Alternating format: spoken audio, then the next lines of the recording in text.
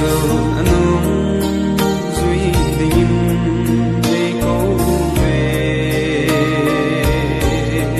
để xa nộp na hoay na ho nung sum đi asum mel se across the pudding nộp ho hello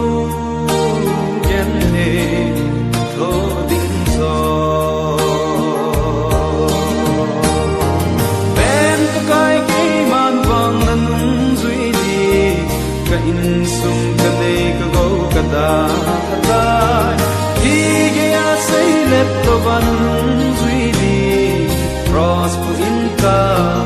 ye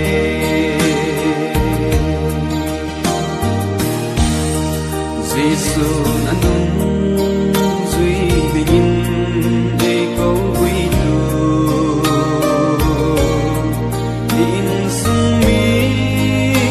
nai cheng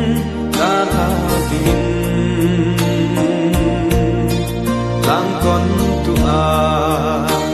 nung lam ki hey lo din in kho din ge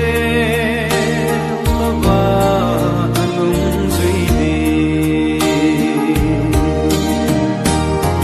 ben kai ke man vang anung zui di ka in sum ka de ka go ka da